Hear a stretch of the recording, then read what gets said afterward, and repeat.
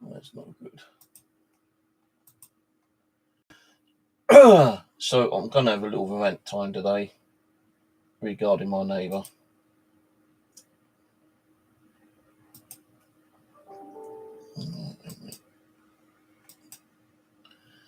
Trying to get this sorted out.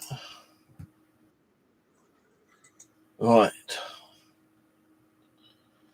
So last night I was just sitting here chilling out, watching TV, when suddenly our doorbell goes.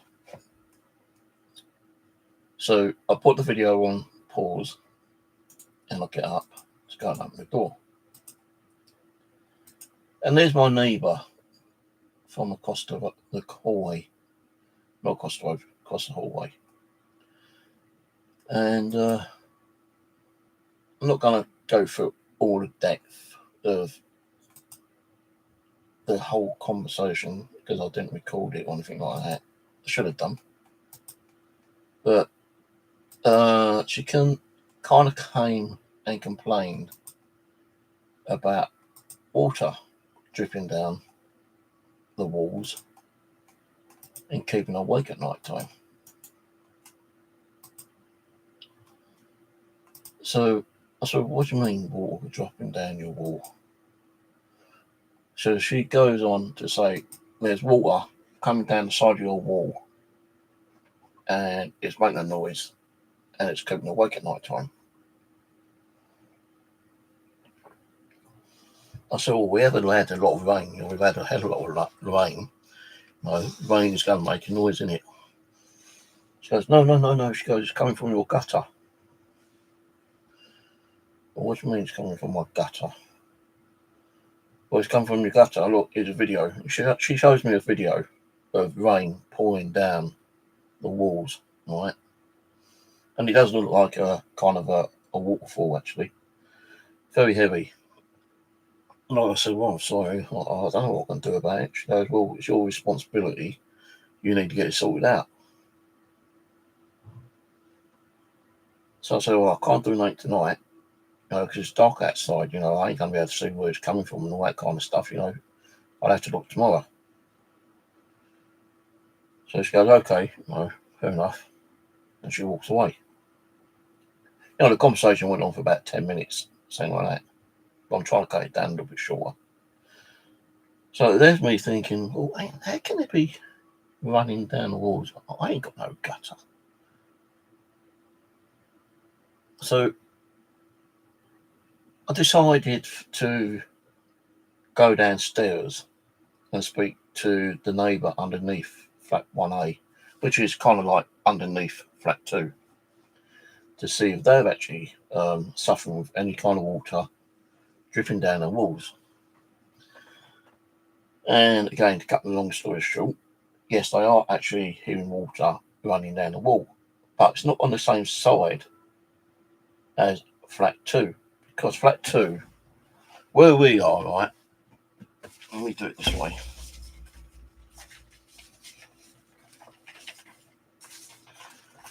Right. Me, her, right?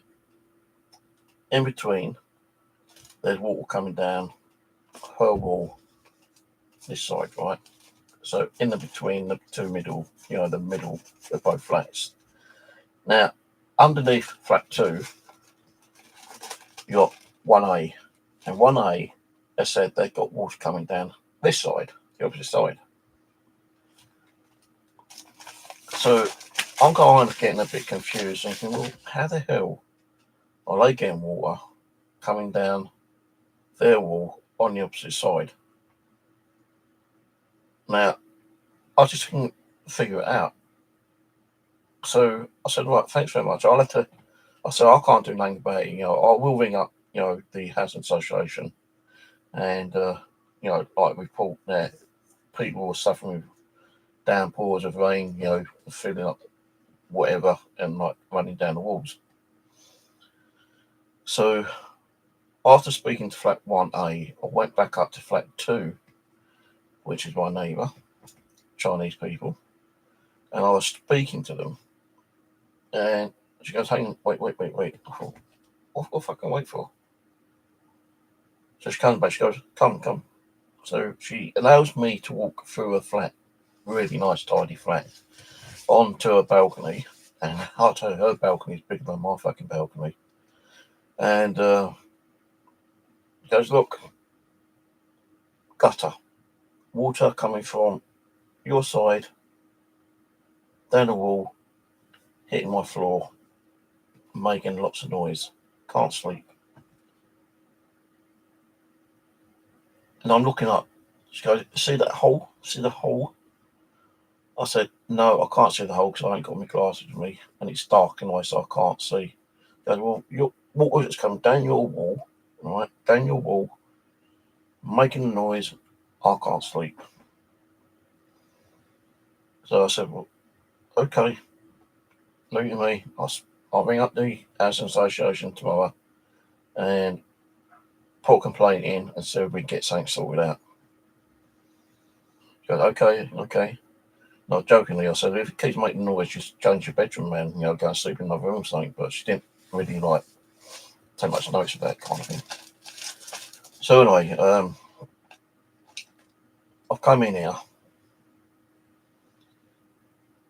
and I'm thinking, well, what can I do about it, Then I realised the gutter ain't even across my fucking wall, it's above flat 3, the people above. Now, the people who live there have only just moved in from, about a week or so ago. A little bit noisy, I can hear them walking around and banging a few things about time to time, but they've only just moved in, so, I've got to bear with the noise, time to time. The thing is that you usually make a noise between, 11 and 2 o'clock in the morning, which doesn't really, help me with me trying to get to bed early. But I'm not going to go out and complain just yet, I'll wait, because they've only just moved in, they're probably still moving things around and whatnot. But anyway, I'm sitting there thinking, well, she says it's coming down the wall. I've not got no guttering above my fucking flat. The only guttering that's about is above flat 3 and flat 4. So why has she not gone and complained to flat 3 about it? So I really want to go and knock on the door and say, hang on a minute, you can't, suggest that I need to sort it out and complain to me about it, because although it's running down my wall, it's actually running down flat 3 and my wall, and the gutter's, above flat 3. So you should be talking to flat 3 about it. I thought, no, I won't go and knock on the door. I don't want to cause any arguments. I'll leave it. I'll leave it till tomorrow, which is today. So I've just rang up the Housing Association and I told them exactly what's going on. I said, she came knocking on my door, telling me that water's coming down the wall. It's keeping her awake at night time. She can't sleep. And she's trying to hold me responsible for the water running down the wall and making a noise. And I said, look, last night, I sat there and thought about it. I said, hang on a minute, why am I getting the blame for it when it's a gutter problem, which ain't even, running across my back wall kind of thing? That gutter is 20 feet high, 30 feet high, running across flat 3 and flat 4.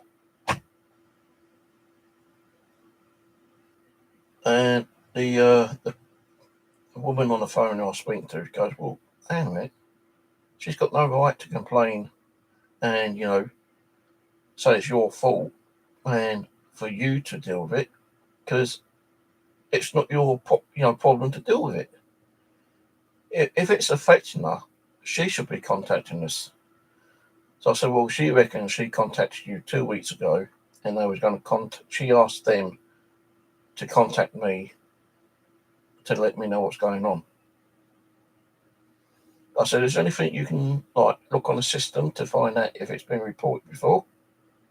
He goes, well, we can look into onto her account, but we can't, disclose any of her account details. I said, yeah, that's all right. Just find out if it's been reported or not. Well, she reckons that flat 2, she reported 2 weeks ago, yeah? They looked on the system and they can't find no report on there whatsoever. So is she lying, flat 2, and just taking a video as evidence water is coming down and trying to fob it off onto me to get me to do all the dirty work? Because I'm the only person in this block of flats that's put myself out to report issues like the bin door keeps falling apart. Last week it hit me on the head because it came away from the wall again. I had to report that. I've reported the fly tipping again because we keep getting fly tippers outside. I've reported that, and I also reported the state of the carpeting in our hallway. It is really dirty and disgusting, I'll tell you, man. And there's also now paint drops where the contractors were painting in flat 3 when it's empty. So I reported 3 things on that day, and I was good enough to tell flat 3 and flat 2. I even tried to explain to flat 4 as well, the new occupier, but he reckons that he doesn't live there. But just before the end of the week, the area supervisor for this block of flats came round, and I spoke to him, and he went upstairs to speak to flat. He went up to speak to flat 4, and he asked about the neighbour, and he said, "Is anyone living here?" She goes, "Yeah, there is someone living in there," because I asked, and I had to pipe in. I said, "Hang on a minute." I knocked on the door and spoke to someone, and he reckons he's not living there. He goes, "Oh yeah, there's definitely people living there." So then, the supervisor goes, "Well, maybe he's in between, he's moved in, but he's not completely moved in. He's like moving his stuff around, kind of thing," which does make sense, kind of thing. So you're not going to get everything bought in at one go, are you? Even when I moved in, this was like a shell, there wasn't nothing here. And it took me ages to get stuff to put in here. But the thing is, flat 2 has the audacity to come knocking on my door and complain and try to fob it off to me, saying it's you're responsible because it's coming down your wall. Well, it's not just coming down my wall; it's coming down through flat 3 as well, and possibly flat 4. Because the way she's explaining it, right, is where flat 2 and flat 3 and flat 4 and my one is, right. So you got mine, hers, right, conjoined. Then you got flat 3, flat 4, right. Well, the water is coming down. The water was coming down from the gutter from between flat 3 and flat 4, and that's kind of like divided, coming down like so, coming down my wall and hitting the balcony. And that's what's keeping me awake at night time, apparently. But she reckons she reported it 2 weeks ago, and she goes, "Oh, they're supposed to have contacted you." Well, why contact me? It's not my fucking responsibility. If I lived above her, yeah. If I lived in flat 3 or flat 4, because the gutter runs across stairs, and she came and spoke to me, if I lived in one of those flats, then yeah, it is my responsibility. But because I live below flat 3, and the gutter is running along the top of flat 3 and flat 4, it's not my fucking responsibility. Even NQ just said you're not responsible for that. All you can do is report it. So why should I be reporting it? The only reason for anyone to really report it is the one who's suffering with the noise, which is her. And it sounds like, I'm not calling her a liar, but it looked like when the actual woman on the phone I was talking to at the Housing Association, when she looked under flat 2's account, there wasn't no report of water dropping down the wall and keeping them awake. So unless she's only just recently done that video and had the bollocks to come and knock on my door and then, like, you know, try to put the blame on me, I don't know. Because, like, you know, usually she would, you know, if I was in her situation, yeah, this is how I would have fucking dealt with it, yeah. I knocked on the door and said, "Hi, sorry to bother you, but I've got water dripping down my wall. Um, is there any chance you could find out where it's coming from? Because, like, you know, it's keeping me awake at night time." Then I would have probably turned around and said, "Yeah, I'll have a look," you know, but then I'd need to, like, you know, find out where it's actually coming from. And if it was coming from a gutter, which is like an extra flat above, then I would have said, "Well, you know, you need to speak to them because it's like under their property, and, like, you know, if you ask them to report it, then they should, you know, kind of report it. And if they don't report it, then you should report it yourself." You know, if it was happening to me, I wouldn't bother knocking on the fucking neighbour's door. I would just say, "Look, there's water pouring down the fucking wall, you know, like, you know, can you send someone around to check the gutters?"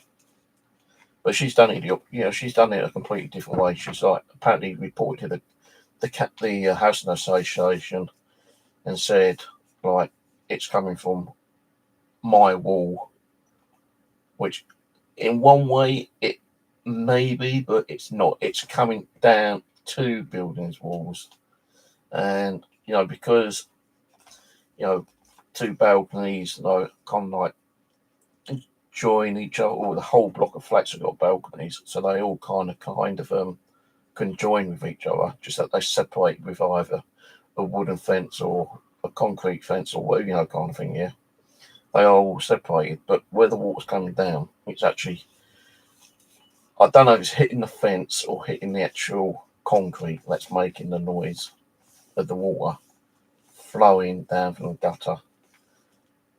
Now, she reckons there's a hole in the gutter. Probably there could be. It could even just be an overfilled gutter where the gutter's completely chock-a-block with, you know, debris, dirt, crap, and all that shit, you know. But it's kind of pissed me off because I say, you know, she's trying to put the blame on me when I'm not, you know, even the woman on the phone said to me, "You know, why is she putting the blame on you when it's not you who's responsible for the gutter?" You know, if the gutter was over your property and, you know, like, constantly, you know, rain and, you know, causing what she said it is, like a waterfall effect, then yeah, you know, she could ask you, you know, to ring up, you know, the housing association and say, "Look, there's an issue here with the gutter, you know, it's overflowing, it's keeping people awake at night, you know, and all that kind of shit." Yeah, but I've not got the fucking gutter above my fucking property. It's above flat from 3 and 4. So why is she not going and asking them to fucking, like, you know, report it? No, I think because I report most of the shit myself in here, she's decided to knock on my door and say, "Oh, well, it's you're responsible because it's coming down your wall and it's affecting me." Well, no, it's coming down from flat 3 and flat 4, in between the both of our flats, and, you know, it's running down my wall, and, you know, because it's running down my wall, it's landing on your balcony and making a noise.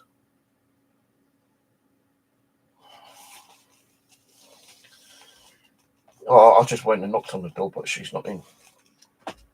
I really feel like I'm going to go back, you know, to be honest with you. But I'm not on to go and say that I've contacted L&Q, and to be honest with you, they said it's not my responsibility. No, because the gutter is above flat 3 and 4. It's not above mine. Because it's coming down the gutter,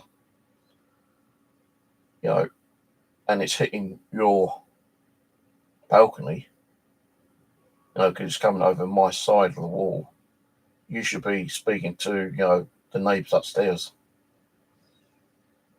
You shouldn't be like, complaining and ranting about it to me, because she shouldn't be. She shouldn't be, trying to pass the buck or the blame on someone who is not responsible for the rain pour. We've had a lot of rain here lately. We had rain last night, and I was thinking last night, I thought, oh shit, it's raining. I wonder if it's keeping her awake. What a shame if it is. If she expects me to fucking go out and try to stop the rain from running down the wall and kind of direct the rain traffic onto my balcony, no fucking chance am I going to be doing that. Let her fucking suffer, because she's got no, she shouldn't be trying to pass the buck onto someone like me who's got no power to stop the rain and to stop the overflow. It's like fucking ridiculous. I've already spoken to her, Angela, and even they said she's got a nerve, trying to blame you for it. And if it is coming down your side of the wall, she can't turn around and say it's your responsible because it's hitting your side of the wall and it's making a noise. As say, she looked on Flat 2 account, I believe, and said that nothing was ever reported. Because otherwise it would, she could say, well, look, it's been reported, but I can't tell you the day, time, or whatever, because she can't give that information out. But, she said, well, look, all I can say is it's not been reported on this side of the thing. So, is she lying?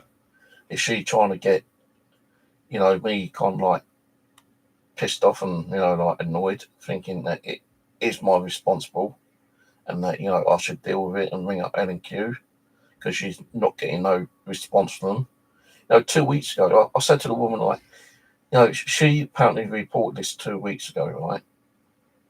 And she's surprised that no one's contacted me about it. Well, why do they need to contact me if it's not incoming from my side? No, because I don't have the gutter. If they were to contact anyone, they should be contacting Flat 3 and 4 or something like that. Or contacted her bank saying, right, okay, we are going to be looking into this and we will be dealing with it.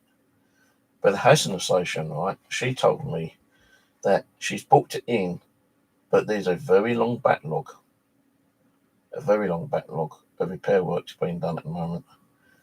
And she can't give an actual date, but she did say the department who's going to be booking this repair will contact me to let me know when the gutter people will come and look at it. Now, even when a booking is set, right, and they come and investigate it and look at it and see what the problem is, yeah, there's a possibility they can't do anything there and then.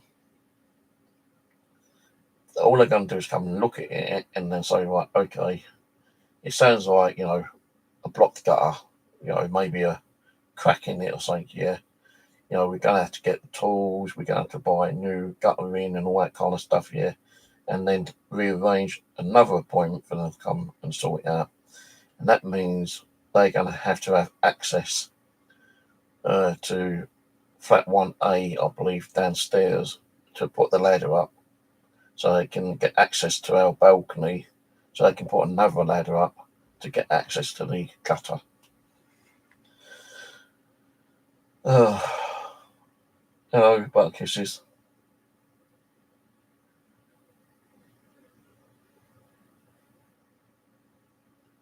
Oh, that's a cable. Don't worry, I'm not trying to hang myself yet. Fucking shit, I'm going through it at the moment, man. I've got what day is it? In 6 days' time. And you know how messy my fucking place is, yeah? In 6 days' time, I've got a company coming around to check all my circuits. Not on me, but, my electric circuits, being light switches, blow fans, fire alarm, plug sockets, lights, the circuit box, shit like that. And they reckon that can take any time between 2 and 4 hours.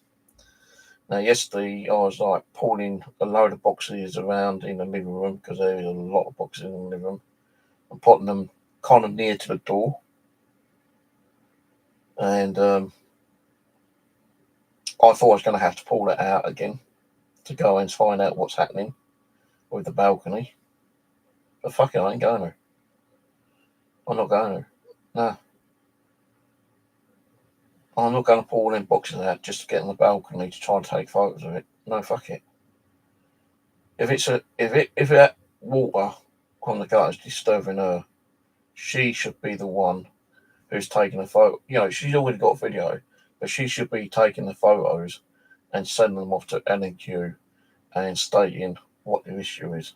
She can't be putting the fucking blame on me, which she seems like she has. You know, even like last night when I spoke to flat 1A and I went back up flat 2 and spoke to her, I said, right, you know, even 1A is getting water coming down the wall. You know, and I did say to flat 1A, I'll come and let you know what the situation is after I spoke to Housing Association. I said, oh, right, okay, thanks a lot. But they getting water coming down their wall, but on the opposite side of the wall. Still the back side of the wall, but on the opposite side. So it's either a very long crack along the gutter, but they've not really complained about it. You know, they said, yeah, it kind of like makes a bit of a noise, but I don't think they've actually reported it. It's only flat 2 across the hallway to me is the one who's getting disturbed over it, you know, and like. So after I was talking to flat 1A and going back to flat 2 and telling her that they get water coming down the side. So I said, it seems like a big problem in one way, I suppose, but it's not my fault that, you know, we're having all this rain and, you know, it's filling up the gutter and water's coming down. You know, I can't stop the rain. Go, I'm not blaming you. I thought, well, it fucking felt like it, you know. You know, saying that it's my responsibility. Fuck is it? Oh, I really felt like going back to her last night saying, hang on a minute, I've just been thinking about this. You can't put the buck on me, you know, you can't say it's my responsibility, it's my fault that water's coming down your balcony when we haven't even got the fucking gutter. The gutter is above flat 3 and 4, so you should be contacting them and asking them to sort it out.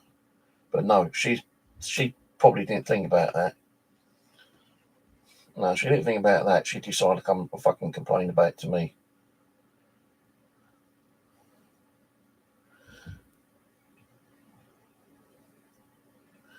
Dealing with a lot of crap, are you? You're not the only one who's dealing with a lot of crap.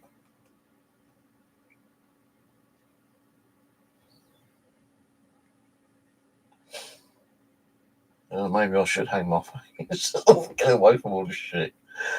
Oh, God. I'm so pissed off right now, though, because I don't normally do rants like this, as you know, but when I get a bit annoyed and pissed off, I need to let out steam, I need to talk to someone, even if it's someone on the other side of the world, watching me on YouTube.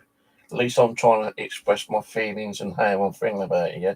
So that will stop me getting that stress and anxiety and that shit depression I keep getting. And like, I get so angry sometimes, I just feel like punching someone out. Remember that time I punched a wall because my computer was fucking up about 5-6 years ago and I went and broke my fucking hand? Excuse my French. But yeah, that's the way I feel sometimes, like, because I get so angry now. I don't know why. I just get so angry when someone tries to pass the blame on me for something that it's not my fault, or I get tangled up in a conversation that gets kind of irritated and irritating, and even my sister Denise, right? I love her. I love my sister. I love all my family, yeah. But I've just done the kitchen. My kitchen was a mess.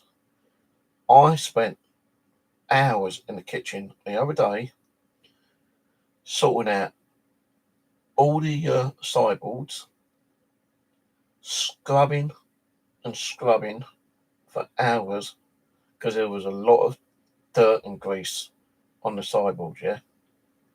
Spent hours and hours scrubbing, cleaning, scrubbing on all three sideboards, yeah. I even moved stuff away. I even put stuff which I won't use in container, box containers. And it looked really nice and clean. And I sent a little video to my sister showing, the work in progress. And she sends me a message saying, oh, no, you need to do the doors and the floors.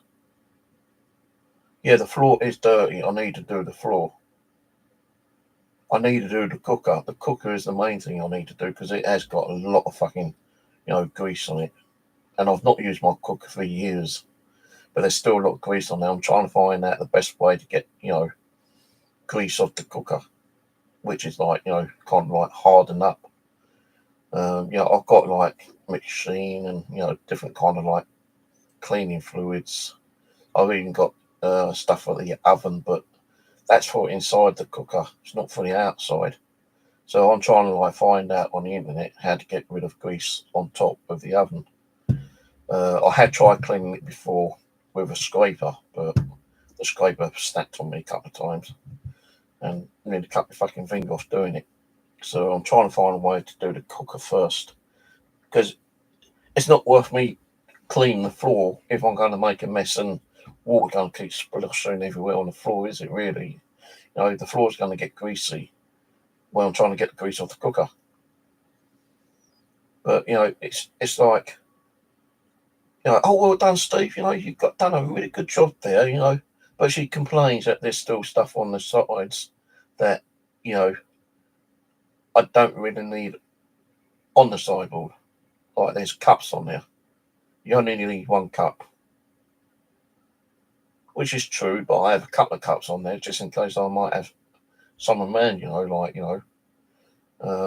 next week when I've got the electrician coming around, I might offer him a cup of coffee, I don't want to be digging through the cupboards looking for a cup when there's one on the sideboard. There's like cooking essentials, like, the spatula, which I need when I'm cooking my food. So I'm going to tell you a story in a minute about me cooking food. But like, there's knife and forks, there's plates and stuff like that. And I always have 2 or 3 plates out. Even though I live on my own, I always have more utensils and plates out than I normally do. Reason being, because if I decide to make a big meal, then I've got a big plate out. If I'm going to have a small meal, then I've got a small meal plate out. If I'm just going to have some cheese and crackers, then I've got a smaller plate out, And I can just pick out what plate I want. But it seems like, oh, you don't need all that out there.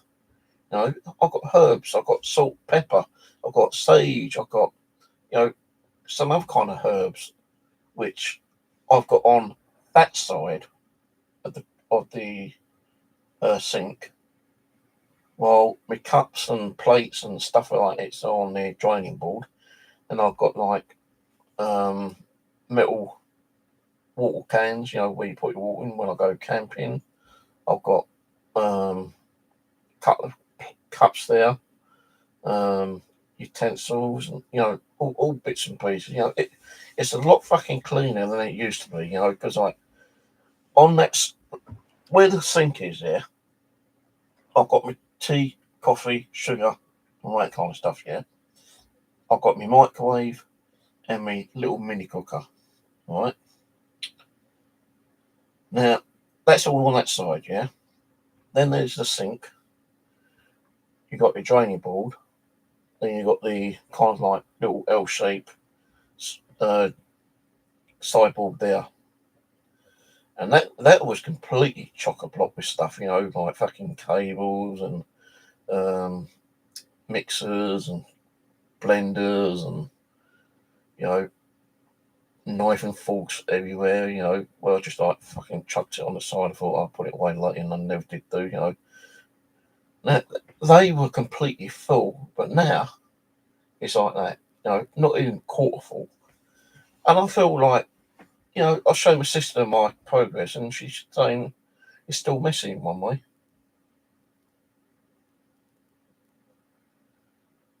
Oh, there's no fucking pleasing anyone, is there really? No, I didn't even need to do the video and show her that, you know, the progress. But it really pisses you off and upsets you when they say, oh, well, you know, well done yet, but, you know, it's still messy on there, you know, kind of thing. And like, you know, you ain't done your floor, you ain't done your cooker and all that kind of stuff yet, have you? You know, you need to wash the doors down. Well, actually, I did wash the doors down. I washed them down about 3-4 months ago because they looked rather dirty. The only one I need to do is in here, which I'll probably might do tomorrow, and the wall, because, you know, that is very dirty and grotty. So that one will be done. I might even do it tonight, I don't know. Now, I've got a bucket. All I've got to do is boil some water. I had to go and buy a new kettle yesterday. Luckily, Lidl, you know, because Lidl's did have kettles in there. I could have ordered one online and got it today, but I knew that I'd probably want a cup of coffee during the daytime. And my old kettle was working, but the plug socket had actually got stuck in the adapter.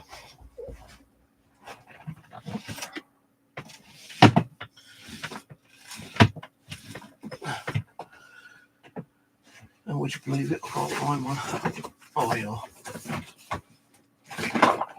The actual plug, because I had one of these in there, yeah, the plug got stuck in there. And I tried for 20 minutes trying to pull it out because the plug is connected to the little round thing where you stick your kettle on. And because I've been pulling it and trying to ram it out with a screwdriver, this bit was coming apart. And I'm thinking, well, maybe like now I've done a little bit of damage, you know, one of the cables might have came out and, you know, it might hit the positive or negative or whatever. So I thought, fuck it. And I just threw the kettle away and I went and bought a new one. I could have got one for about 13-14 quid on Amazon and have it delivered here for today, but I knew I would want a cup of coffee during the daytime, so I went to Lidl's and bought a bigger metal one for like 20 quid. Well, yeah, 20 quid. So that's been used about 3 times so far. But, you know, I am trying to get the place sorted out. You know, I've put everything in fucking containers. Like this behind me, I've got to do this over here. Oh, God. I've got to do this tomorrow. I'm going to pull this down. But I can't do that until I get my containers, my storage boxes, because I'm going to put them in the storage box temporary. Because that cabinet down there is completely busted. You know, it's leaning in. That's why they look crooked at the back there. It looks like fucking Tower of Pisa. And people said to me that looks dangerous, Steve. And yeah, it does look dangerous, but it's folding that way, it's not like that. So they're not going to fall. But I'm actually going to take them down tomorrow. And I'm going to move the chair out of the way. So the cat's going to have to stay in the hallway. And that cabinet behind, I'm just going to get my hammer and smash it to pieces. So there is going to be some noise tomorrow. And if the neighbours come down, I don't give a fuck. Because they make noise. Especially the new ones upstairs. So if they complain about the noise, I'll just say, look, I'm just taking a cabinet to pop apart to get rid of. And then once I've done that, I'm going to put those shelves back, and they will be lower than they are now after I got rid of that cabinet. But I will buy a new cabinet after the electrician's been round to check out, you know, all my electrics. So, you know, I will buy another cabinet and put those back up on top of the cabinet, because they will be too low down otherwise. I hate it so much money I spent on trying to get this fucking place sorted out. Got to be over £1,000, more than that. So I did buy a one of those big DVD CD shelving units, which was a pain in the arse to build. But my sister, Sandra, said to me one day on Facebook, you know, you can turn that on the side and put another one on top. Well, that's another thing I'm going to do, is get another one. Same kind of a shelving unit, which is a pain to build. But I will get another one. Go for the hassle of building that and turning the other one on its side. But to do that, I've got to take all the fucking disc out and then turn it to its side and put all the discs back in, and then get the new one, build a new one and put that on top. And then I can have two, because then that way I can empty some of the fucking storage boxes for the DVDs, well, not DVDs, but computer games and whatnot. Then I can start arranging them properly in alphabetic, because at the moment all my games are like mixed up. Oh,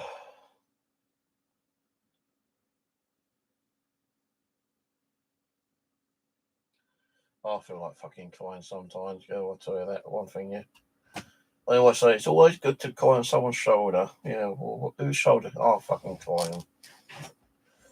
Yeah, I'm not really a emotional kind of person. You know, even at funerals. You know, I did cry at my dad's funeral. Yeah, I had a little tear at my best mate's funeral. You know, I talking about fucking 30 years ago when he died. But you know, sometimes I get a bit choked up when I'm watching a really sad, emotional movie. You know, I feel like, you know, you get that kind of like, you feel like crying because like it's emotional, you know, very emotional. But I don't even cry on fucking emotional movies. You know, even when I hear about, you know, a family member or a friend, you know, getting seriously ill, I don't kind of like cry or anything like that. You know, I get a bit sad, yeah, but I don't show my real emotions.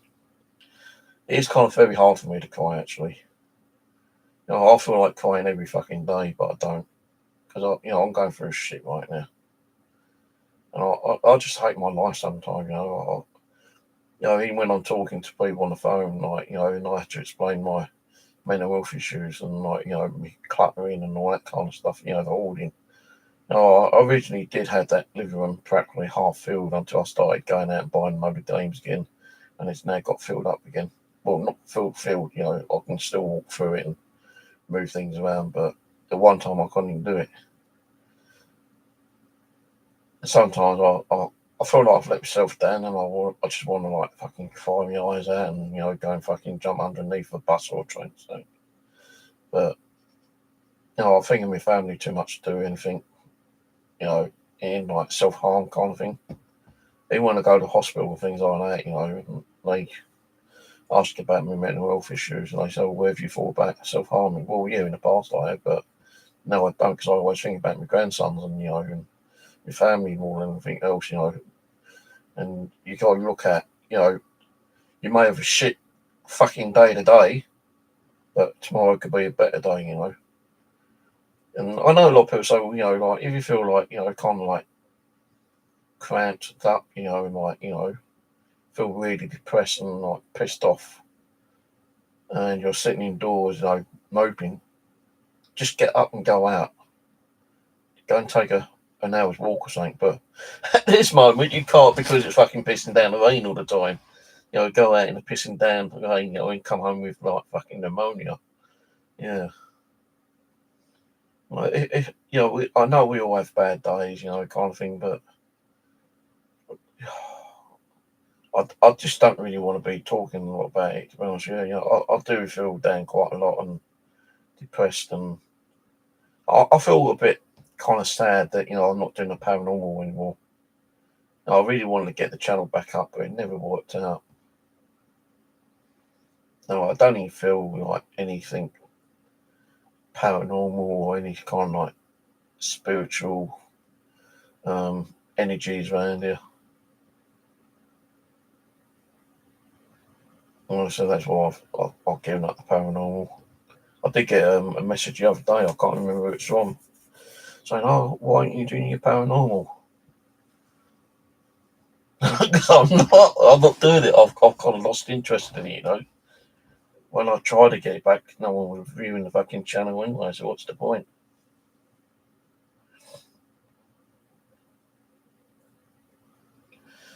Try Barkeeper's Friend.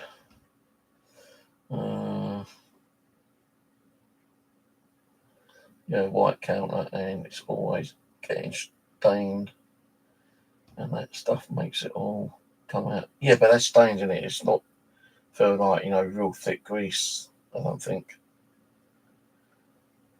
Bar steel is more like, for like spilled drinks, I suppose, and like, stains for like coffee and tea and all that kind of crap. Don't know, I don't think we even sell it, to be honest. Because I'll have a look on Amazon later, see where they sell it, and have a quick review on what it does. Because you can always Google it as well and see what it does. But there's supposed to be some like McLean or what is it called, Mr. Sheen kind of stuff that cleans stuff, especially fat grease. Really greasy grease. And I would like to try to get that all cleared off before the electricians come in. I want to try and get that door sorted out. Definitely got to do that tomorrow, that cabinet, because I've only got like 6 days left now. So due on the 14th, which is on Monday. So I've still got a lot of work to do. There's 2 plug sockets in the living room, which one of them they can probably get access to if they climb on top of the settee and put their hand down on the back of the armchair. But the other one, they ain't going to be able to do. And if they say, well, we need access to it, I'm going to say, well, you have to go and come back another time, because there's no way I'm going to move them 2 great big heavy boxes. There's 2 boxes about 5 foot tall, 2, one on top of each other, and they've got all the dolls in there. I say like 90% of the dolls in there. There's no way I can remove that. There's no way I can even lift it on myself. Last time I actually did put it on, the box was like half empty, and that fucking killed me. Because some of them dolls ain't bloody light. They're not plastic, are they? They're porcelain, and porcelain is a lot more heavier than plastic is. So there's no way I can remove those 2. If they do need access to it, then I'm going to ask them to help me to fucking remove them. I say, look, just like help me to move it onto this. Do that first, and if you can help me to like move it onto the settees, then I can like put them on the settee. Then you can do the switch there. But I did ring up the company that's meant to be coming down, and I told her the situation. She goes, look, if you can't get access to 1 or 2 of the plug sockets, don't worry about it. They ain't going to worry too much themselves. As long as they can get access to, like, let's say there's 2 plug sockets on that wall there, which there isn't. I think there's only the one at the back of that cabinet there, yeah. If there was a second one there, there's no way they're going to be able to get the one to, if there is one behind the wardrobe. There's no possible way. But she said if there's 2 plug sockets running along the same wall, all they need is access to one of them, just to make sure that, there's electricity running through the cables in between. And if there is, they'll easily get to find out. Because they use like measuring tools and like other kind of like equipment to like test, if there's a fault on electrical cables or anything, yeah. And if it shows a fault and they say, well, that's got to be repaired, then they ain't going to repair it on that day. They got to get another company out to actually repair it. It's like one of the plug sockets in the living room. One of the switches on the dual plug socket was broken, and I had my Xbox and PlayStation in there with a new shelving unit. One of those fucking metal and wood garage shelf unit things, yeah. And I rang up the housing association and told them it's broken, and they contacted a company for them to come and fix it. And I had to remove my external Wi-Fi adapter and my PC, because I've got two computers running. Well, I did have two computers running. I've got my main one in here and the old one in the living room, but it's working. So I had the computer in there, PlayStation 5, Xbox X, all on the shelving unit. And I think it was about 3 or 4 days before the guy was going to come down to fix it. I had to take everything off and pull the shelving unit out of the way so we can get access to it. And I thought, I said to the guy, "Do you need me to turn off the power?" He goes, "Well, just flick one switch." And I said, "Well, you're saying flick one switch. I don't know what switch you're on about." He goes, "Oh, don't worry." And he was able to do it without any power being turned off. So that got repaired, but I didn't put it all back because I know that the engineer company that's going to come down and test all my circuits and power cables and all that shit is going to need access to that again. So I didn't bother putting it all back. Because I had put it back, I'd had to pull it all back out again. So I've just left it, and because I do want to use my living room as a gaming room.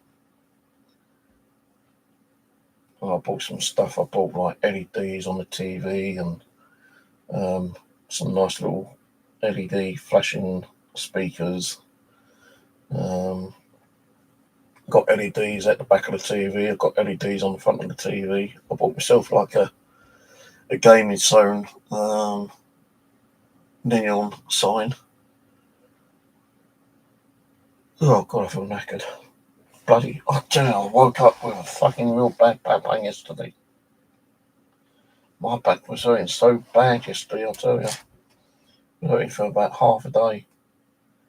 I think it's like a pinched nerve or something, yeah, when the way you're laying.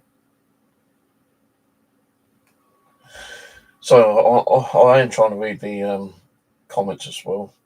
Hello, Haunted Truth. How do you view all the devices used for the paranormal? Do you consider them as evidence or tools to show a possible strange occurrence, or that they are foolproof evidence? Well, I'll be honest with you. I used to believe that the K2 meter always gave some form of evidence that a spirit or some form of energy was affecting it. Because there's many times when I used the K2 meter, I asked a spirit to manipulate the K2 meter, and for some reason or somehow it was manipulated when requested. So, but the thing with EMF meters, they do pick up fluctuations of EMF, and it doesn't matter what kind of EMF. It could be EMF from a TV, your mobile phone, cooker, microwave, even a radio signal.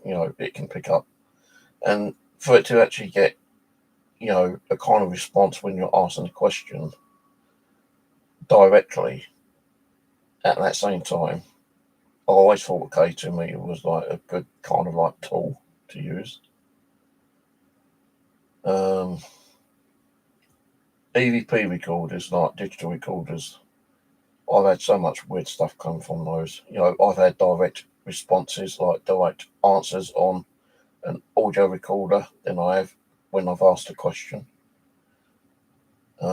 Video, I've had shitloads of stuff come through video, but I had people who's in the paranormal field is like kind of like disagreed with me and said, "Oh, it's pareidolia." You're seeing what you think you're seeing. Kind of thing. That's not a true, like ghost. It's not a true picture. But I know what I've caught and what I've seen on my devices are practically, I'm going to say about 85%, kind of like, yeah, that's got to be something paranormal. There are things I've doubted, like kind of thing. Um, I've doubted stuff when I've been working with people. Um, you know, People have asked me, do you fake stuff? No, I don't fake stuff. You know, I've never faked anything in my whole fucking life. What is the point of faking stuff when there's already a load of people out there faking shit anyway? I started this because, like, when my dad died, strange things started happening.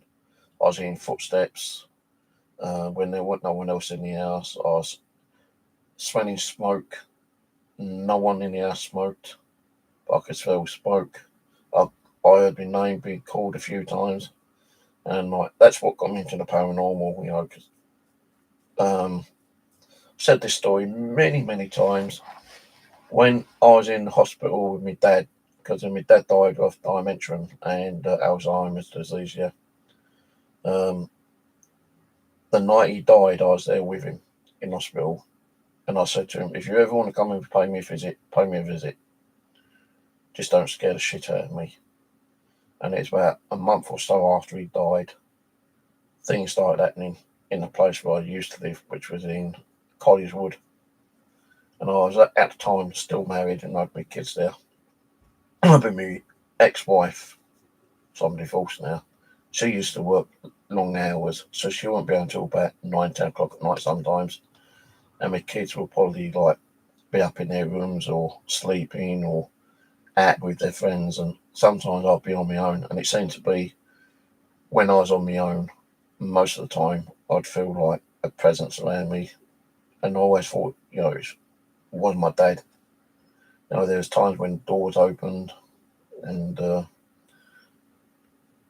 cold breath like being blown on me and being touched and felt like someone was whispering in my ear and so many weird things happened. Um, and when my wife actually did leave, because she walked out and took the kids with her, and I was in a fucking like 4 bedroom house. And I couldn't afford the rent, so the landlord gave me notice to leave. So I ended up homeless, but was in temporary accommodation, and I was doing a lot of cemetery stuff, and I do feel like things followed me home into the hotel room and like hung around until I moved in here, and then like things kind of like escalated, and I could not really afford to buy stuff myself at the time. Some things I did buy, saved up the money for them, like little thermal camera, ghost box radios, which already been hacked, EMF meters, EVP recorders. But then I started getting into like building my own stuff, and some of the stuff that I used, like was getting was actually getting responses on, which was really weird. And I can't remember what year I moved in. I think it's probably about 2013, 2014. We had a lot of activity in here, during my streams and things like that. Ask Butt Kisses, ask Angela. We had a lot of weird shit going on here. But around about 2020 to 21, there's a lot of like hate and cyberbullying and accusations between people, and just like there's a lot of people who was jealous of other channels, yeah, and would like to go on and cause aggravation and hate and accuse of people being like fakes and whatnot. And because that went on for a long time, it kind of like affected my channel as well as other people's channels, yeah, which I won't mention other channels' names, but it did affect a few other channels, and people just decided to either close their channel down or not do the paranormal. And that's how it happened to me. I just lost interest in it because like people were always on here bullying me and like causing problems, doing nasty videos on me, calling me a fraud, a faker, and I just didn't want to deal with it because it affected me so bad that I ended up in hospital fucking 3 times. 3 times I ended up in hospital. And I just didn't want to deal with that anymore.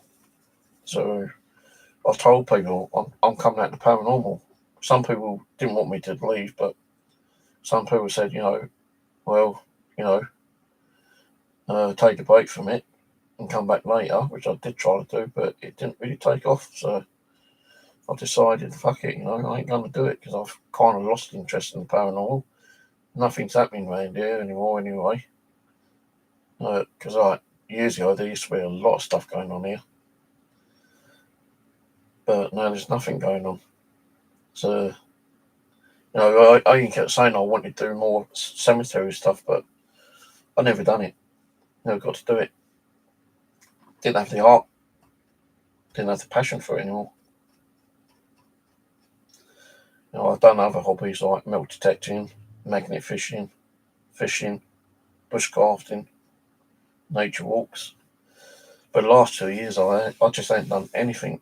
I ain't even been to my bushcraft much. I keep meaning to go there because I've got a wildlife cam up there. And then I know the battery's going to need changing. And the memory card needs to be exchanged for a new one. See if there's anything going on up there. But I ain't done that. I ain't done no metal detecting because I have my knees. I can't bend down and kneel on my knees for no more than 30 seconds, kind of thing. Because my knees will start hurting. Got arthritis in my hands. And it's just like, most of the time I'm stuck in here, just watching TV or like YouTube channels, and I do gaming now. I start doing a bit more gaming. That's what I do is do a bit of gaming and YouTubing, and I'll go and do my shopping, and that's it. That's the only things I do.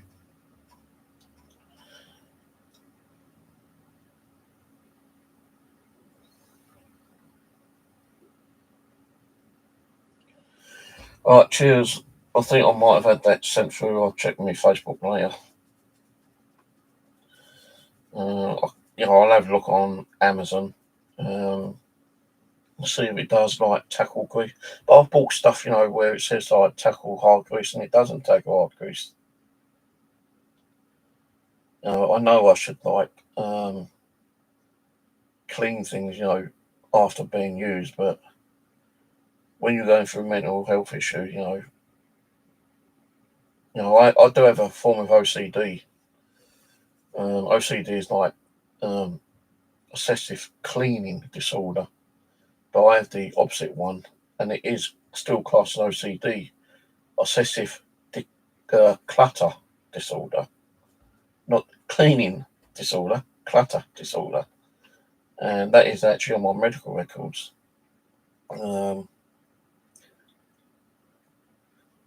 And I can't, like my cooker's electric here, which I should be using more. I don't have gas because like the little gas pilot light used to inflame my asthma when I used to go out and like do some cooking with the well, not so much cooking, um, just that little gas like little burner. Every time I go in the kitchen, some reason it affects my asthma. Don't know why, but it did. So, and not only that, I couldn't afford the gas to keep my house warm. So I had my gas disconnected about 5, 6 years ago. So when I'm having a wash or bath or anything, I've got to keep boiling water to wash my body. And I'll have to fill buckets up and like fill the bath up that way. And if I was to put the gas back on, I wouldn't be able to afford it anyway. I just can't afford the gas as it is. I got a letter through the other day saying my electric's going back up £50 per year, which I'm not happy about. What else was there?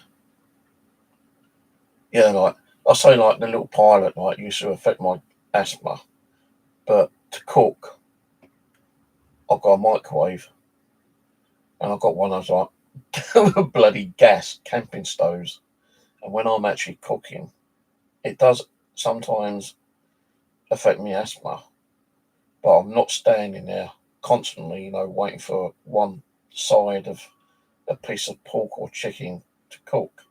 I'll turn it on, let the fat or oil start getting hot. I'll slap in the old chicken or pork or whatever it is cooking, and I'll leave it. And I'll leave it in there for 2 or 3 minutes, and I'll actually leave the room, and then I'll go back in, quickly check it. And if it still needs cooking, I'll just put it down, leave for another minute or two, and go back in, and then turn it over and come back out. So I'm only in there for probably about 10-20 seconds each time I'm cooking a piece of meat or something. I do buy, it's called pork belly pull, I think, or pulled pork belly. It's like pre-cooked, but you have to like put it in the microwave for 8 minutes to cook it again. It's quite nice actually. I'm going to have that tonight because I didn't eat much last night. Actually, I had cheese and crackers, crisps, and biscuits last night. But the other night, being Saturday, I had Chinese. So tonight I've got a choice of pork to fry, or I've got pulled pork belly from Lidl's, and that's just microwave. I tend to try to buy more microwave stuff than anything else, because even though, like, when I am frying using gas, that still can kick up my asthma, and I've got to keep, grabbing my asthma pump. Right, so I obviously built a Faraday box to put the EMF. This way, if a spirit can set it off, it can pass into a box. That's more like the oh God, what is it called? Oh, I'm going back a few years now. Yeah, the ghost hunting group built I called it the demon box, and it's all built with mirrors, and they put something inside the box for a negative spirit to activate. But as soon as it activates it, it traps the spirit inside the box, and it can't get out. And once they've trapped it, they take it out and either bury it or they blow it up with sticks of dynamite. Which I don't, I can't remember the group, and I'm not bullshitting you. There is a group out there that does it. I can't remember what the fucking group's name is now, but they used to apparently trap all these demons, and they go out, and instead of like burying it, which they did do on one or two of them, they stick dynamite or something like that on the fucking blow the thing up. You can't blow up a demon, can you? You're just going to release it again into the wild, and that demon's going to go and like fuck someone else up, near's property, kind of thing. But so I've lost interest in the paranormal. Now, I keep saying I miss doing it, and I was thinking about trying again next year, but I don't think I will.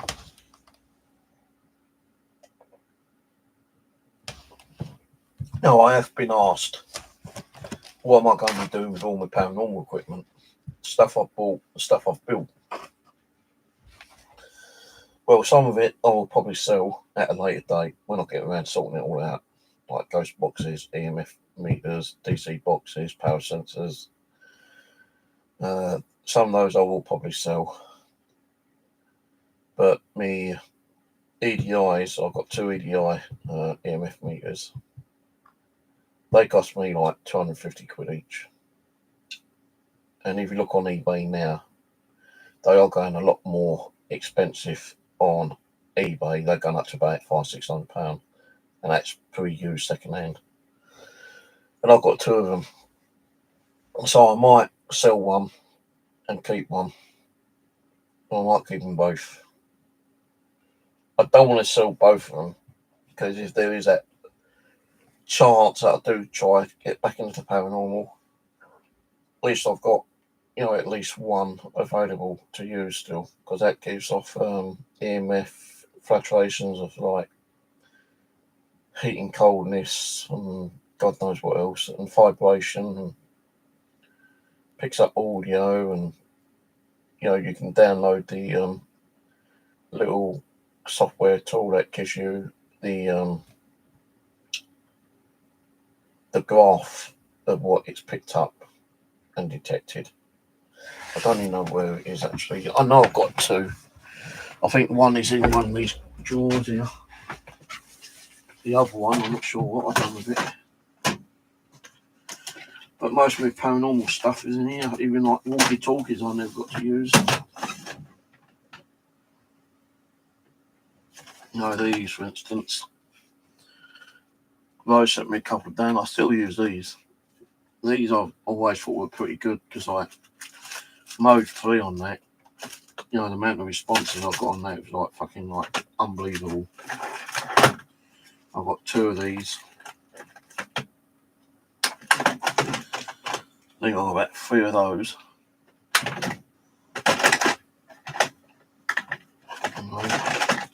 Audio recorders.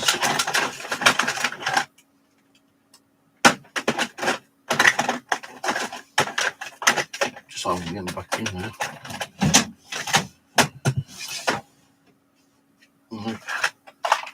Got about 4 or 5 K2 meters.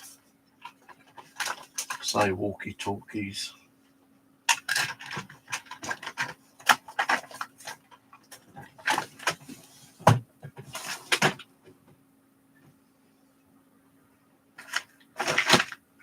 Stuff I've built myself. More EMF devices. More K2 meters in there. Ghost box radios.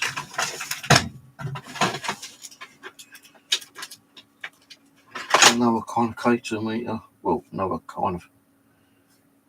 It is a meter, but it's more for studs and. No, that is an actual EMF meter. I've got like one which puts up studs in the walls and stuff like that.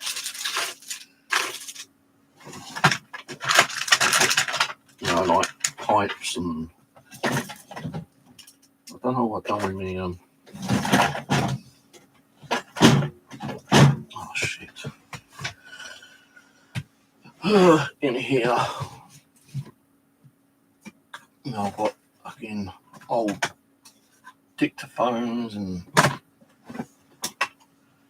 noise filters, noise detectors.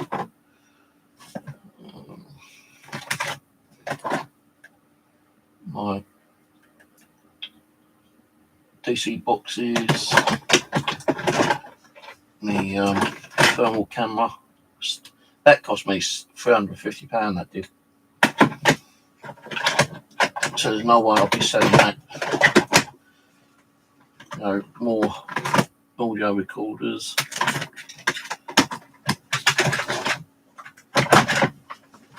That's that top drawer. Again, more audio recorders, cameras, DC boxes, EM pumps, another EMF detector, more K2 meters, another EM pump, which I built to give away, but I never did give it away because it was better than my other one.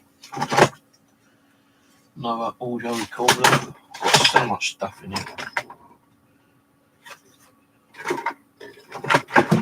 Another audio recorder.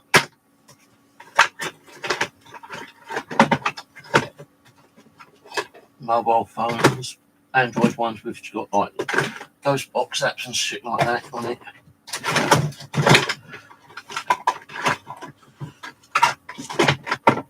I think my bottom drawer's empty. Well, it's not empty, it's got stuff in there, but I don't know what I've done with me EDIs actually. Well, 2 EDIs, but I don't know what I've done with the damn things.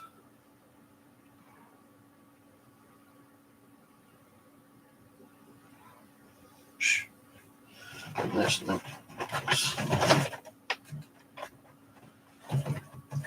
Yeah, that's an empty box for me. Millimeter. I think I had 2 millimeters, but I sold one to Michael's Paranormal. But no, I can't close this fucking thing.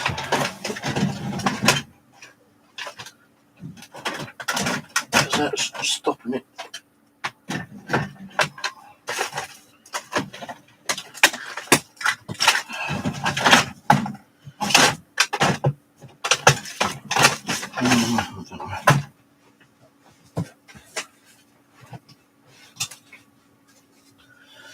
I have to go soon because I need a bathroom trip. But yeah, a lot of stuff like I need to sort out. I need paranormal stuff. Some of it I'll probably sell because I know if I sell it, and I can always build some again at night. Don't you? I've got all my electronic shit still, which I was gonna pack up and put away. But I thought I'll leave it out in case I do have that urge of starting building stuff again.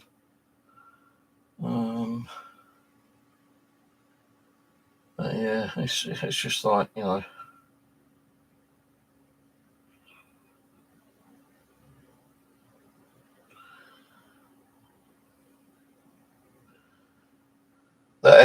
Talking about air fryers, yeah, there used to be a lot on, you know, advertising, you know, especially like Amazon stuff like that, you know, getting an air fryer for about 20 quid when they used to be like 60, 70, 80 pounds. But some of those air fryers tended to turn out 40, and quite a few of them started blowing up. So I don't really trust air fryers, to be honest with you, unless it's got like, you know, 100%, you know, feedback. You know, I'm still wary about an air fryer being 90% feedback. Unless it's got 100% feedback and guarantee it's not going to blow up on you, then I'll probably get one. But at the moment, I've got like a little mini cooker, which I've not used for a long time. I've got my microwave. I've not even had a roast dinner for ages. I've always fancied having a roast dinner, but for that, I really need my cooker working. So just recently, my fridge freezer has been written off. Although it still works, it's just that I couldn't get the trays for the inside door for them. And it's been like 9 months. About 9 months. They've been trying to get the repair company to get these side storage trays. They did send me one set of 2, and they were too small because the door they put on was a compatible door. It wasn't an original bush door. And when they put that on, they had no trays in there. So, you know, since I put the door on, over the last several months, apparently they've been trying to get the trays, but I can't get the trays. So the last engineer who came around last week said, "Look, we can't get the trays. I don't know why they keep sending us. You know, I think we should just write it off." So he rang up his manager to get the write-off code, but his manager was out of the office. So he goes, "Well, what I'm going to do is go back to the office, get the write-off code, ring up your insurance company, and tell them to write it off." Now, after he left, I actually rang up my insurance company and told them exactly what he said. And they put me through a department, and they said, "Well, if you're giving me the story that they're going to give me, I might as well just do it now." So they ripped off my fridge freezer.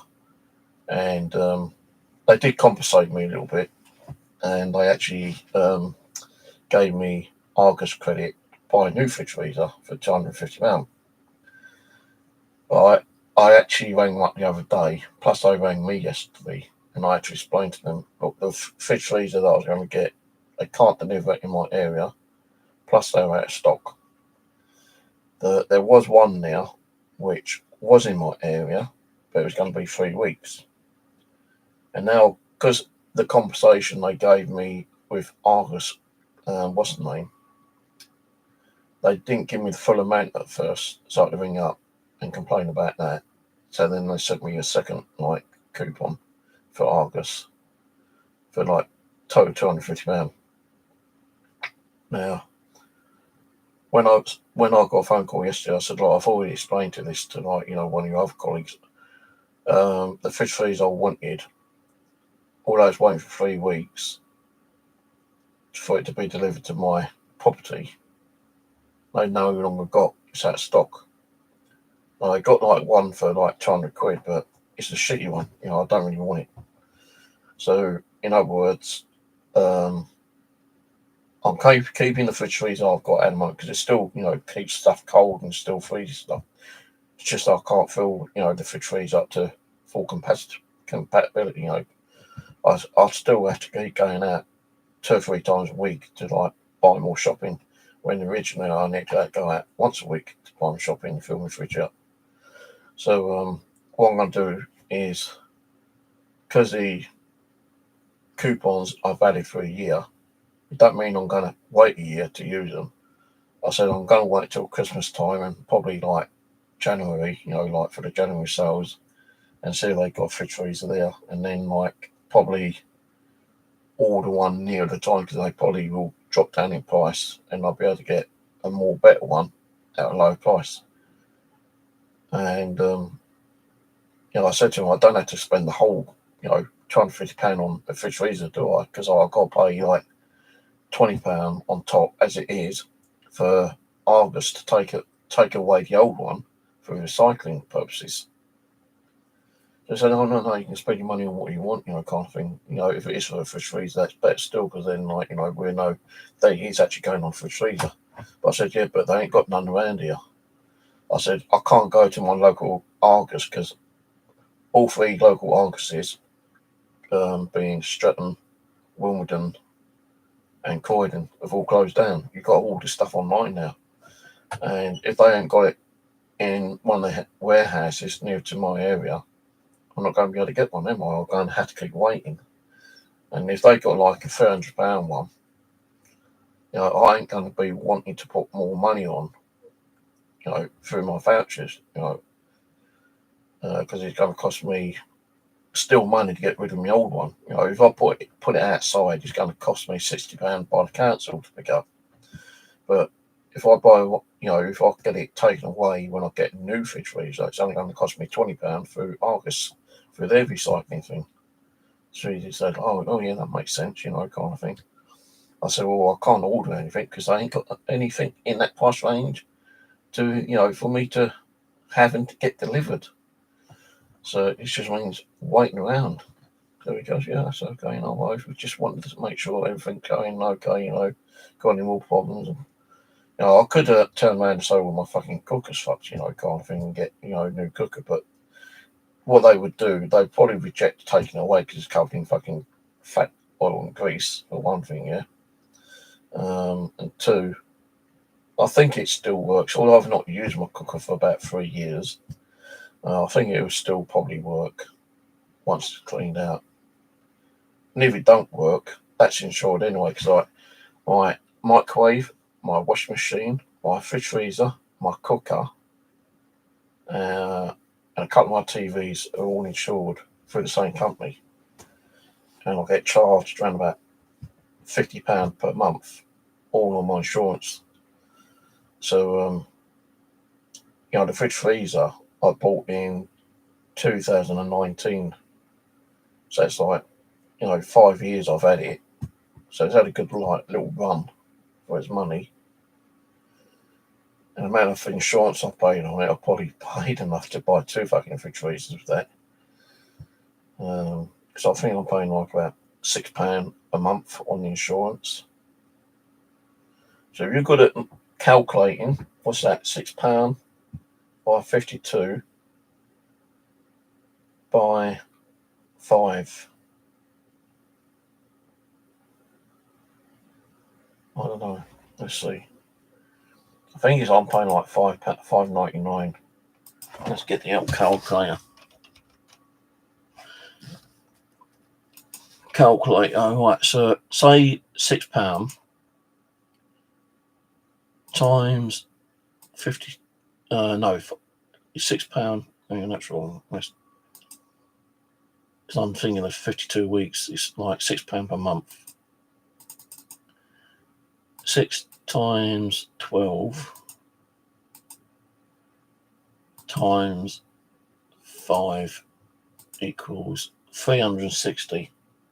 So it's nearly double the cost.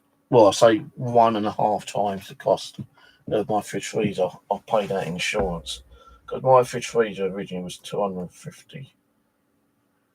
So I've paid £110 more on the original cost on my insurance on that one.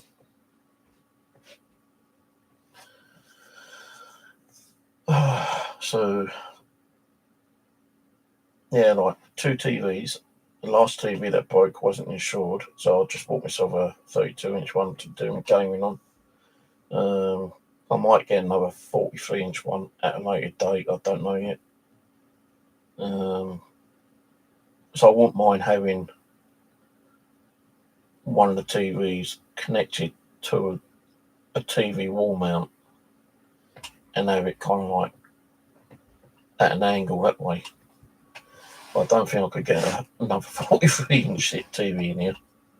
So I've got my main one here, which I watch, YouTube and TV and movies, shit like that on there. That one was moved from over this side to here because the one which was originally here, which was a 1080p TCL one, I think it was, fell flat and smashed the screen. So I had to throw that one out. And I thought, shit, The thing was, I'd just bought a 43-inch TV as well to put in the living room because I've got 2 43-inch TVs in the living room. And it's like kind of what's in here in one way. I've got the main screen so I can keep an eye on YouTube when I'm streaming. And the other one is to actually, play the game, my Xbox or PlayStation or whatever console, and stream the game onto YouTube. See, with the PlayStation, you can actually stream directly from the PlayStation to YouTube. But on the Xbox X and the Xbox One, you have to, if you're streaming the gameplay to YouTube, you've got to do it through OBS. And that's a pain in the ass to do. Now, I don't really play my Xbox One, and I've not played my Xbox X for quite a while.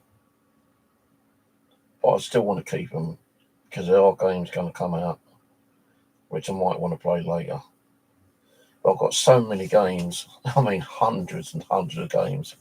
I've barely even touched, I only even scratched the surface. I've probably played about 5 or 10 games out of like hundreds and hundreds and hundreds of games I've got, which I've been buying. In one way, people say, like, why are you buying all these games? Well, the Xbox games are getting a bit rarer now because Xbox closed their download store down. So you can't actually buy a game on Xbox to download now. You actually got to buy the physical game. So I've been buying a lot of games, not just Xbox 360 ones, which are the ones that have been affected. But I've been buying PlayStation, Xbox X, Xbox One, PlayStation 3, 2, 1, and PlayStation 5 games. But I've been buying more Xbox 360 and PlayStation 2 and PlayStation 3, more for investment, I suppose, because I know the price will be going up on them. I'd rather buy them now than later, because if they're going to go in price now, you can go and buy a game, let's just make up a game,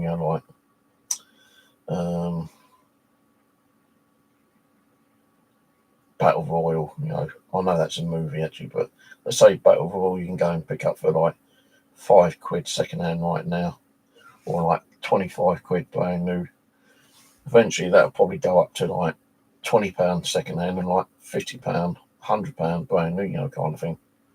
So, you know, it's, a lot of people do tend to buy a lot of games now while they can before the price skyrocket, and the Xbox 360 games are going up in price quite a lot. Because I've got King Kong on PlayStation 2 and Xbox 360. Now, the PlayStation 2 version you pick up for about £3 or £4. But on Xbox 360, you usually had to pick that up for about £5 second hand. Now, it's, you know, to pick that up, you're talking about £20, £25. The price is skyrocketing on a lot of games. Because you can't download them from Xbox anymore. You know, you can download like Xbox X and Xbox S and Xbox One games, I think. I think you can still download those. But for Xbox 360s, you can't download anymore. You've got to buy the physical games. So I went through a bit of a stupid period buying fucking hundreds of games which I'm not ever going to play. But I do have some consoles I'm going to probably like bundle up and get rid of later. So I've got a couple of spare Xbox 360 game consoles and controllers. I've got a couple of like Wii consoles and a couple of PlayStation 2 consoles. I'll probably just build, you know, like little package deals up and get rid of them later. Probably next year. I'm not going to rush into doing it.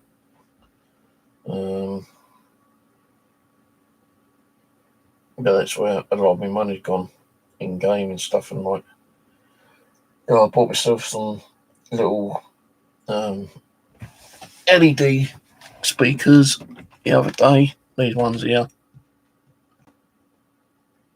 You can see that. Bought myself an LED clock. You know, LED stripes on the TV. All around the back. I'm not going to turn the back ones on. New mouse mat just recently as well. And another small mouse mat came yesterday. I've got I can't. It's not worth me bringing that and putting it on because it's too light and it won't reflect on the camera properly. But I bought a gaming zone neon sign, which is over there, waiting to be put up somewhere. But I won't be doing that until the end of next week after the electrician thing.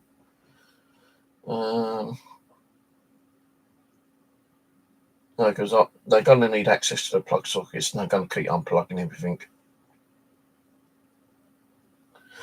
But anyway, I just need to go to the bathroom, take a quick whiz and get another drink.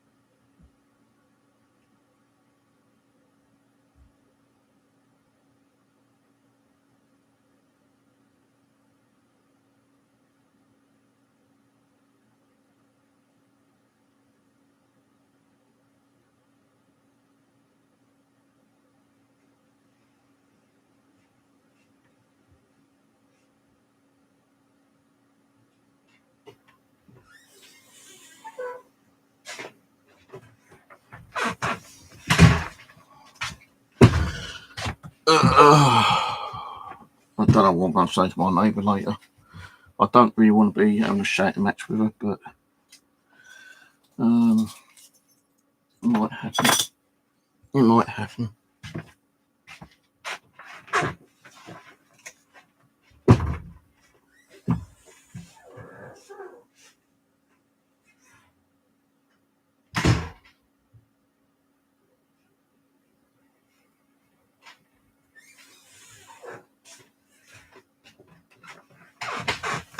You know, when things happen like this, you know, it kind of pisses you off. And like, you know, you want to go and confront them, but you don't want to like upset them. And that's the kind of person that I'm not. But I know if I go and confront them, there might be a few words said that I don't mean to say, you know, kind of thing. I need to sweep this room out again later. Right, let's open my can of drink. I shouldn't really drink some of these, but like, they do make your throat dry. My throat is already dry.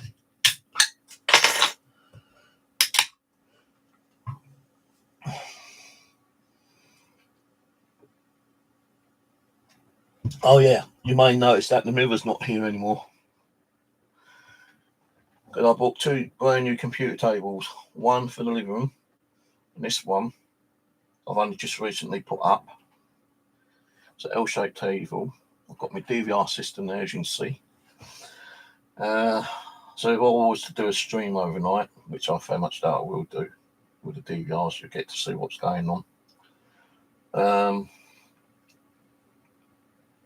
The only thing is that I drilled the screws in a bit too far in, because like 2 of them were the wrong screws, and it's taking a great chunk out of the wood there over there. So I'll kind of keep that covered up with this cloth, because I've got my drinks on here, and like being cold, the coldness does still have like residue on, and it leaks on the table. So I've got to get some black paint and cover that hole up. There's 2 holes actually that needs to cover up, a big one and a smaller one. The other table is similar to this one, but different wood, and you'll see that at some stage later on when I get to get in the living room and do some stuff in there, because I'll probably do a stream in there on this channel at one time. Because that DVR screen used to be over there on a small cabinet, which is that cabinet down there. I kept that cabinet because it's good for storage. In one way, I was pissed off about breaking the TV, but the thing was, every time I walked past, I was always knocking the TV anyway. But now it broke, so I could have got another 43-inch one, but I decided not to. I've got a 32-inch one, and this one, every time I walk past it, I don't knock it because it's a smaller TV. But if I do get another one, I'll probably remove some of this shit up here and then put a wall bracket on and have it tilted, maybe. I don't know. So, you know, TVs around about £250, 300 quid, depending on what model and spec you want. But yeah, we'll see how it goes. How long I've been on? I've been on an hour and 40 minutes. Let's see when my delivery storage boxes are going to turn up. It says before 9 o'clock.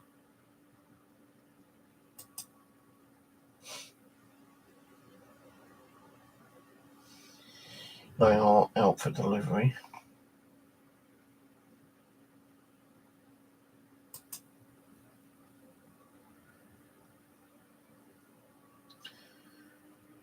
So I want to get some of these Opticon kind of like LED lights as well.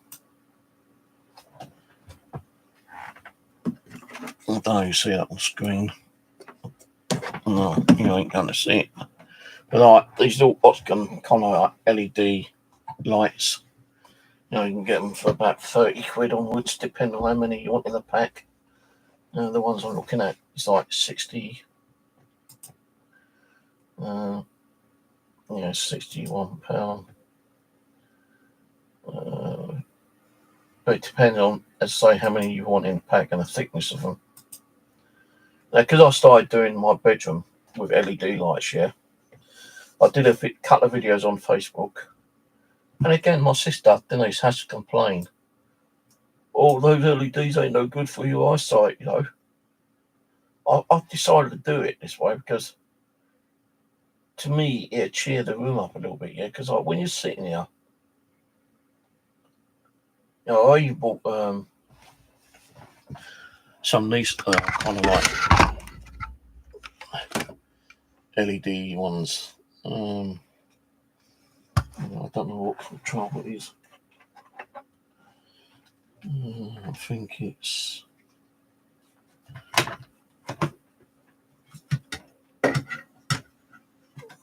Can I put the speaker though? It's going to be harder for me to do it now. Don't use that one. It ain't that one. So it might be this one. Yeah. So I bought these ones as well, right? You know, just to cheer the room up a little bit. Because like when you're sitting here on YouTube or doing a stream or something, yeah, it's quite dark in here. Now I've even got strips on the table. The ones around the TV are like separate. I think these are the ones that are. And that's the TV.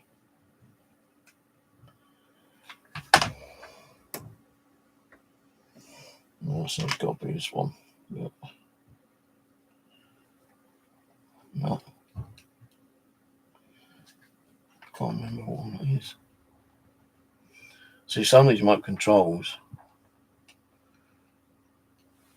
actually turn on the same LEDs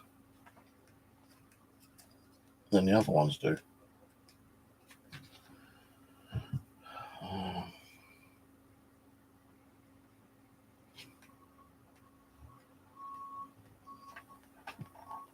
I can't remember what one it is.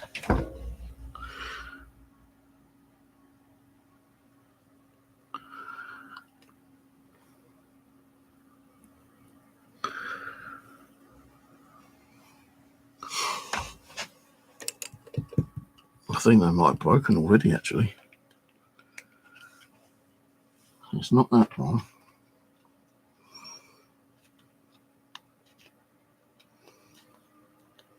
It's not that one.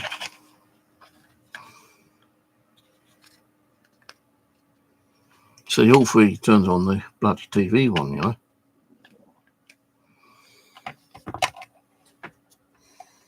And I can't remember what bloody remote control it takes on this one. Ow! Fucking me.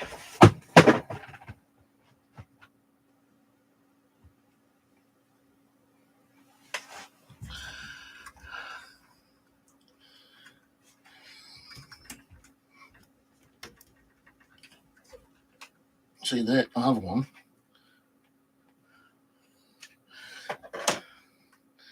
Don't seem to be working now.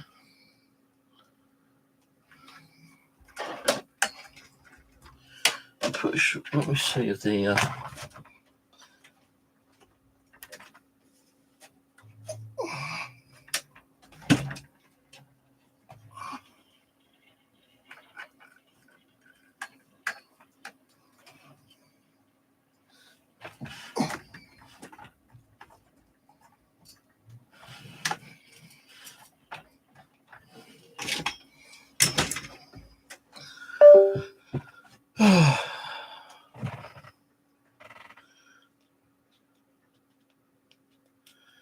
I might actually do those. The ones I bought did come in 2 sets of 15 meters. Just don't seem like they want to work now.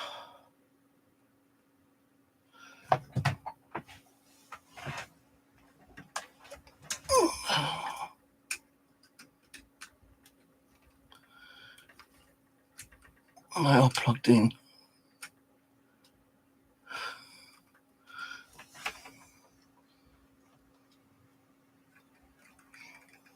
But they don't seem to be working. And I don't know why. See that one? This one turns on TV one. But it shouldn't. That should be turning on the LEDs on the back of the TV on the wall.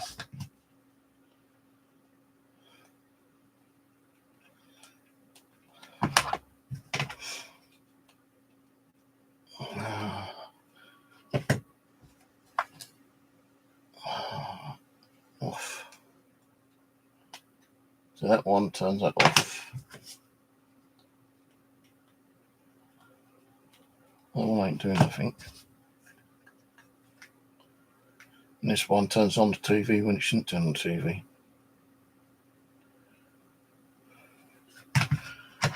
So for some reason, the LED strips at the back is not working. Now I do have some little flash bulb things on the top there that I can use to turn on. It's a bit too dark. But the I do have another set of these as well, which I've put in the living room, which I'm going to be putting up at some stage as well. I've just realised I could probably use these as well, because I've got a couple of those knocking around still.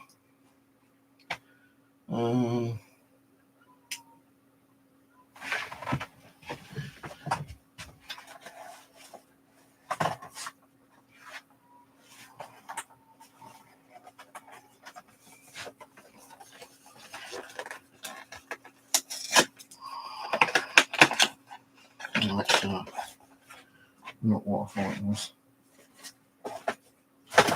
Let me go and check on something.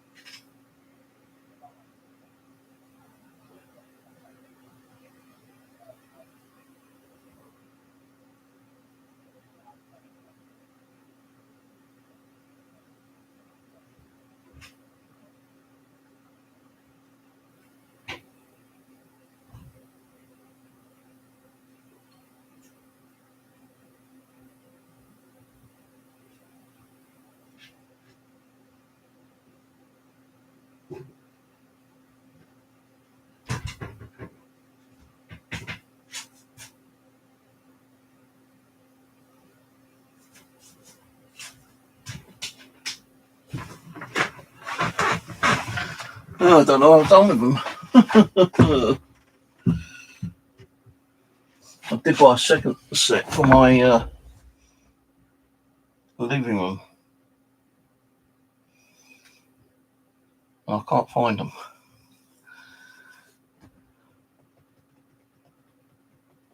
Because they're the same set as these ones. I'm thinking it could be the battery, maybe. But then it's a new set of LEDs, so why it's the battery, I've got no fucking clue. Oh, hang on. They're the ones.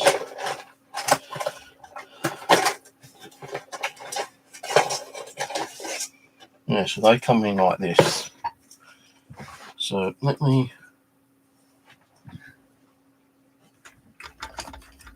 unplug that one. So they work.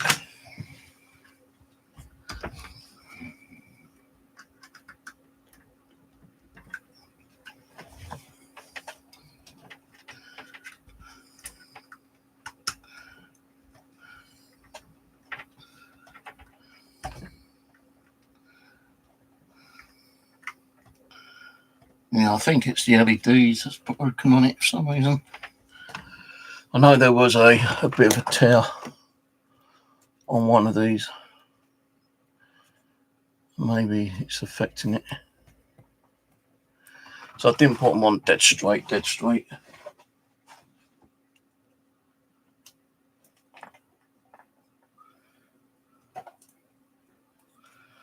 I might have to redo all this. The thing is though, it goes all the way around the table. And I don't really want to be pouncing around like that again.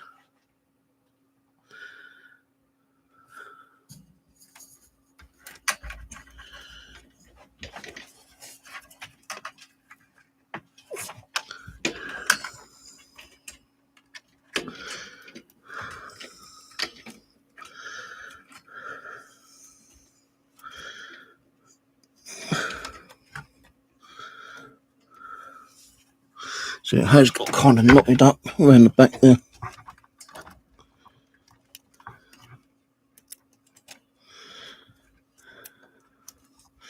Yeah, I might have to redo all that.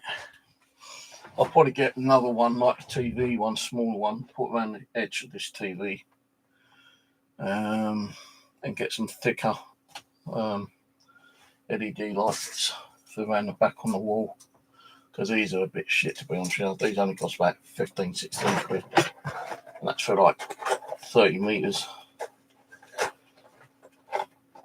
No, I probably might do all on the back wall with these ones, spare ones, and then use that controller box down there. I don't know why it ain't working.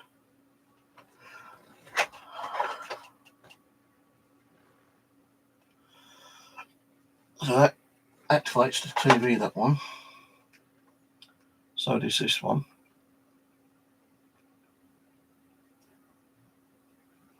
One, two.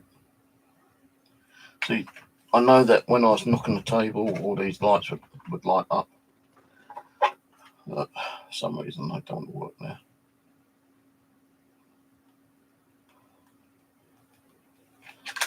Cheap shitty things, that's why. Shouldn't buy cheap shitty stuff, Steve. Waste your money.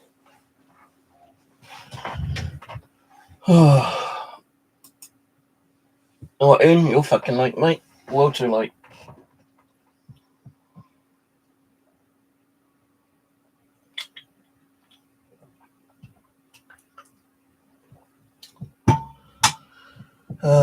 So I can't do no more stuff sorting today because my boxes ain't turned up yet.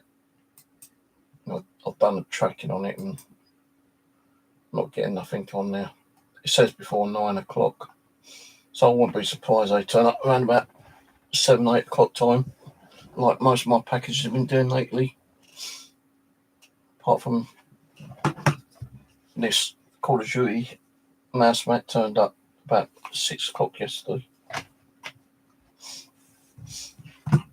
No, I just really wanted to buy the LEDs to make it kind of a little bit more brighter in here, but so if I was to put some of those other ones up,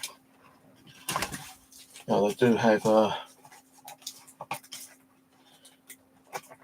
think a screw hole at the back. See, I've not opened this one. It's still brand new, it's still sealed. I know I've got another one or two knocking around somewhere.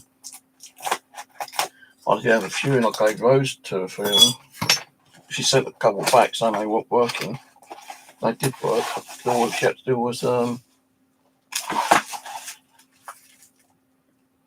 change the batteries over, which she didn't do. But these don't actually have remote control or anything. And then, you know, I use these quite a lot for ghost hunting. The old vibration. They actually come with batteries, these ones.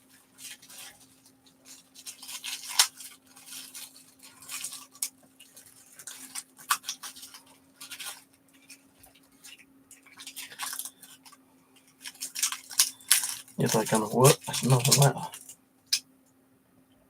All the plastic is like dried up. No, these ain't going to work. It's like liquid. I'm going to have to get rid of this quick, these batteries.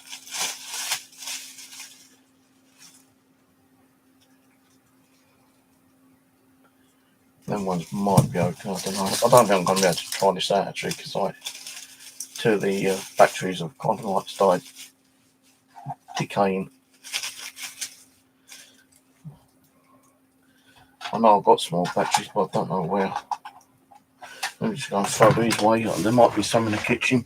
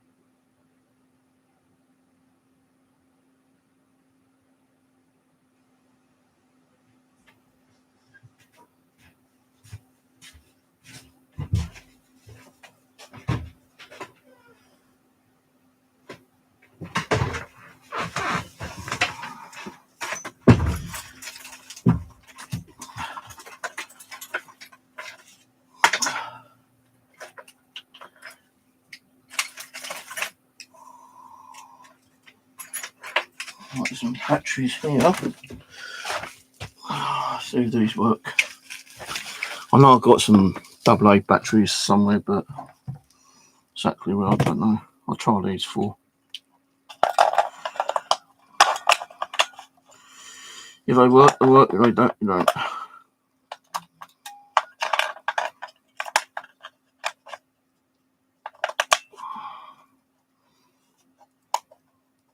They do work.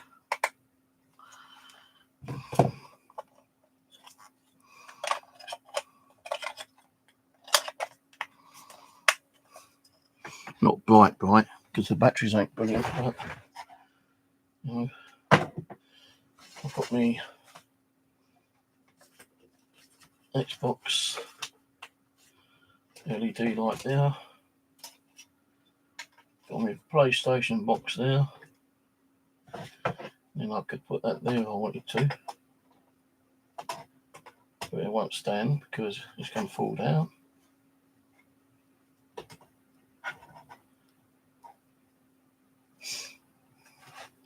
Nice little bit of glitter, but any kind of sudden movement, they're going to topple down and could smash the screen.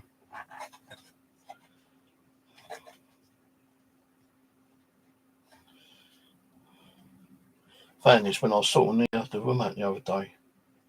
Well, I remember these. Used these for ghost hunting. When it picked up sound audio, it set them off.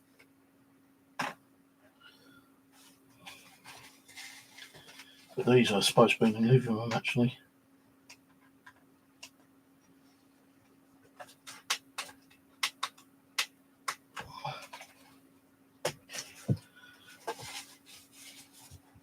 I don't know what I did with the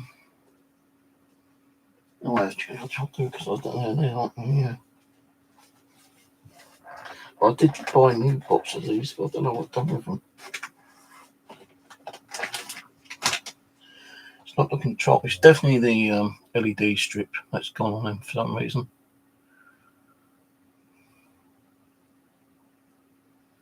I don't know why. Because when I unplugged those ones and plugged these ones in, these worked. So because it's not working, I'm going to unplug it. I've got to pull my computer out.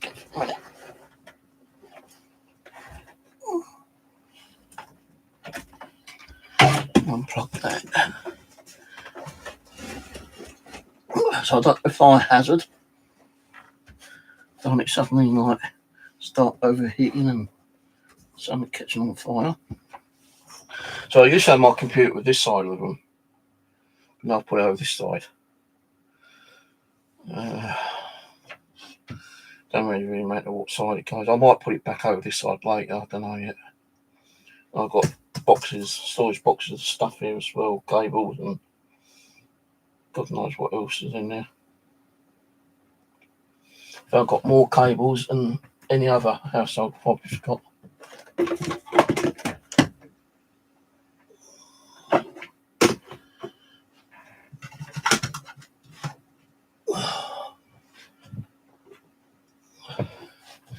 Right, well, I'm going to shoot off. What will I do with that?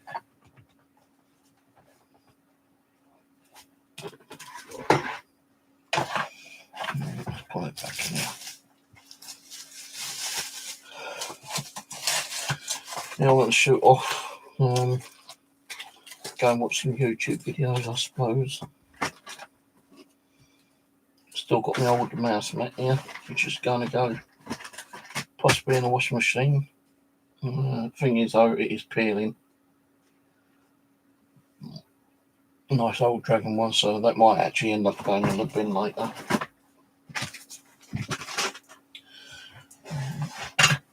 Batteries can go there.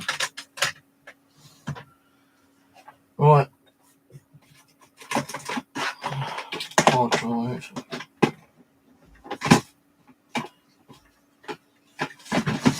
So I've got double batteries, but they're AAA ones. So I needed those for the remote controls.